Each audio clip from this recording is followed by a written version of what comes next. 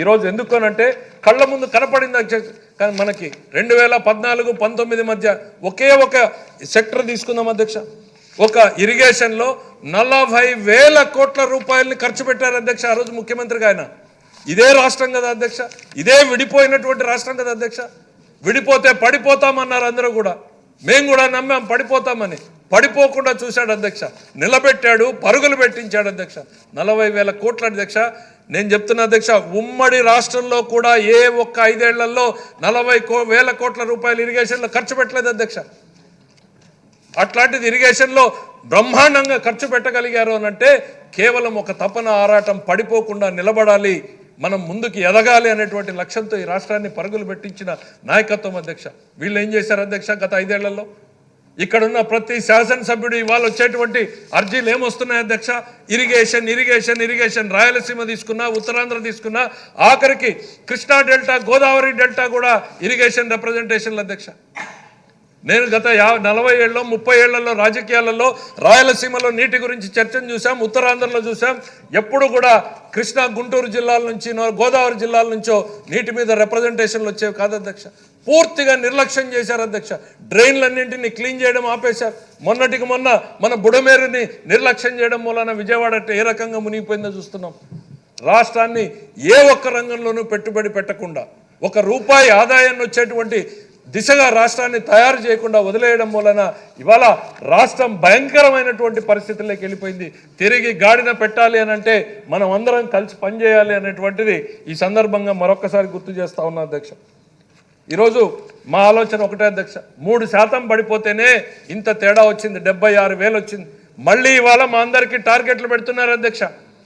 2047 ఏదైతే విజన్ అంటే అది ఎప్పుడో 2047లో కాదు అధ్యక్ష, 2030కే లక్ష్యాలు పెట్టుకున్నారు. మనం 2030కి ఈ రాష్ట్ర ఆర్థిక రంగాన్ని తిరిగి ఎట్లా నిలబెట్టాలి అనేటువంటి ఆలోచనతో మన ముఖ్యమంత్రి గారు ప్రతి శాఖకు కూడా ఒక సూచక ఇండెక్స్ని తయారు చేస్తూ ఉన్నారు అధ్యక్ష. దాన్ని మనం అందరం కూడా బ్లైండ్గా ఫాలో అవ్వాల్సినటువంటి పరిస్థితులు ఉన్నాయి అధ్యక్ష. ఇవాళ ఒకటే మన కళ్ళ ముందు తేడా, ఆ డెవలప్మెంట్ అనేది ఎంత తేడా. 75,000 అంటే అధ్యక్ష ఈ రాష్ట్రంలో సూపర్ 6 హామీలన్నింటినీ కూడా ఏ ఒక్క అప్పు మీద ఆధారపడకుండా మనం తీర్చుకునేటువంటి పరిస్థితి అధ్యక్ష. ఇదే సంపద సృష్టించడం, సంపదని పంచడం అధ్యక్ష. సంపద సృష్టించలేని వాళ్ళకి సంపద పంపిణీ చేసే హక్కు లేదు అని మా గౌరవ ముఖ్యమంత్రి గారు మొన్న ఢిల్లీలో చెప్పారు అధ్యక్ష. ఇవాళ దేశవ్యాప్తంగా దాని మీద చర్చ జరుగుతూ ఉంది అధ్యక్ష.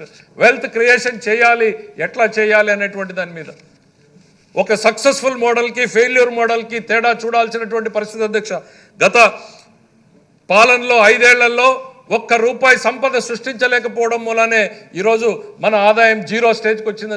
కరెక్ట్గా బొటాబొటిగా జీతభత్యాలకి, అప్పులకి, వడ్డీలకి మాత్రమే మన రాష్ట్ర ఆదాయం సరిపోతుంది.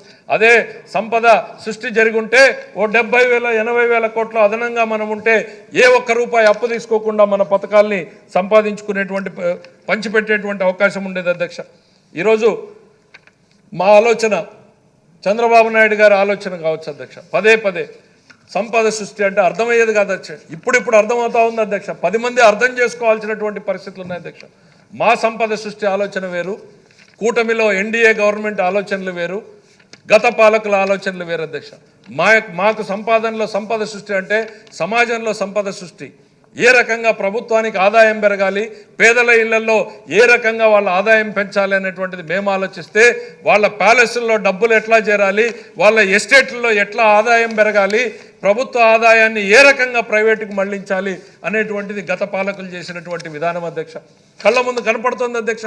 ఇది వాస్తవం కాదా అని నేను అడుగుతున్నా అధ్యక్ష. ఎక్సైజ్ ఆదాయం దారి మళ్లిందా లేదా, ఇసుకలో దారి మళ్లిందా లేదా, గనుల్లో దారి మళ్లిందా లేదా, ఇవన్నింటికి సమాధానాలు చెప్పుకోలేకే వాళ్ళు ఇవాళ సభలోకి రాలేకుండా ఉన్నారు అధ్యక్ష. మా బాలయ్య గారి మాటల్లో చెప్పాలంటే అధ్యక్ష, ఇవాళ చంద్రబాబు నాయుడు గారి సంపద సృష్టి వేరు, గత పాలకుల సంపద సృష్టి వేరు అధ్యక్ష. బోత్ ఆర్ నాట్ సేమ్ అధ్యక్ష. ఆయన ఎప్పుడు చెప్తా ఉంటాడు బోత్ ఆర్ నాట్ సేమ్ అని. బోత్ ఆర్ నాట్ సేమ్ అధ్యక్ష. ఇవాళ కూటమిలో భాగస్వాములందరం కూడా సమాజం కోసం, ప్రజల కోసం పనిచేసేటువంటి, కుటుంబం కోసం వ్యక్తులు మేమైతే కుటుంబాల కోసం పనిచేసేటువంటిది గత పాలకుల నైజం అధ్యక్ష. ఈ కూటమిలో అధ్యక్ష ఒక బలమైనటువంటి భాగస్వామిగా ఉన్నటువంటి పవన్ కళ్యాణ్ గారి గురించి కూడా నేను 2 మాటలు చెప్పాలి అధ్యక్ష. చంద్రబాబు నాయుడు గారి తీసుకుంటున్నటువంటి ప్రతి నిర్ణయానికి ఆయన ఎంతో దృఢమైనటువంటి బలంగా సపోర్ట్ చేస్తున్నటువంటి సందర్భాన్ని గుర్తు చేయాలి అధ్యక్ష. ఎందుకంటే అధ్యక్ష, మనం ఈ 30 ఏళ్ల రాజకీయ చరిత్రలో ఎన్నో కూటముల్ని చూసాం అధ్యక్ష. సక్సెస్ కావడం చూసాం, ఇబ్బందులు రావడం చూసాం అధ్యక్ష. కానీ ఇవాళ మన కళ్ళ ముందు కనపడుతున్నటువంటిది ఓ దృఢమైనటువంటి బంధం కళ్ళ ముందు కనపడుతోంది అధ్యక్ష. ఎందుకు అనంటే దీనికి పునాది వాళ్ళ స్వార్థం కాదు అధ్యక్ష. వీళ్ళకి రాజకీయ అవసరాల కోసమో లేక వాళ్ళ స్వార్థం కోసమో కలిసినటువంటి వ్యక్తులు కాదు అధ్యక్ష. వీళ్ళు ఈ సమాజం కోసం, ఈ రాష్ట్రం కోసం, రాష్ట్ర భవిష్యత్తు కోసం కలిసినటువంటి వ్యక్తులు కాబట్టే ఈ బంధం అంత దృఢంగా ఉంది అనేటువంటిది నేను చెప్తా ఉన్నా అధ్యక్ష. వీళ్ళకి వెనకాల నరేంద్ర మోడీ గారు అంతే బలంగా వీళ్ళిద్దరినీ కూడా వెనకాల సపోర్ట్ చేస్తున్నటువంటి పరిస్థితి అధ్యక్ష. ఇక్కడ ఉన్నటువంటి డ్రాప్అవుట్ ఎమ్మెల్యేల పరిస్థితి, బయటకు వెళ్తే ఈ కూటమి బంధాన్ని చూసి కుళ్ళుకుంటున్నారు అధ్యక్ష. కళ్ళల్లో నిప్పులు పోసుకుంటున్నారు అధ్యక్ష.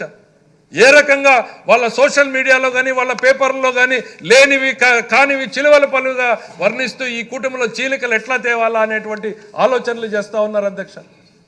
ఖచ్చితంగా నేను చెప్పగలుగుతున్నా అధ్యక్ష, నా పక్కనే కూర్చున్నటువంటి పవన్ కళ్యాణ్ గారు ఆలోచనలు ఏ రకంగా ఉంటాయనేటువంటిది ఆయన షేర్ చేసుకుంటా ఉంటే ఆయన కమిట్మెంట్ని కూడా ఎవరూ ప్రశ్నించజాలరు అధ్యక్ష. ప్రతి మాటలోనూ కూడా చంద్రబాబు నాయుడు గారు చేస్తున్నటువంటి విధానాన్ని ఏ రకంగా ముందుకు తీసుకుపోవాలి, ఈ రాష్ట్ర ప్రజానీకానికి మనం అందరం మాట ఇచ్చాం, ఆ మాటను నిలబెట్టుకోవాలి, దానికోసం మనం అన్ని త్యాగాలకి సిద్ధం కావాలి అనేటువంటి ఆలోచన ఆయనలో కూడా ఉంది అధ్యక్ష. నేను పదే చెప్తా ఉన్నా అధ్యక్ష, ఇది రాజకీయ ప్రయోజనాల కోసమో స్వార్థం కోసమో కలిసింది కాబట్టే ఈ బంధం అంత దృఢంగా ఉంది అనేటువంటిది నేను ఈ సందర్భంగా గుర్తు చేస్తున్నా అధ్యక్ష.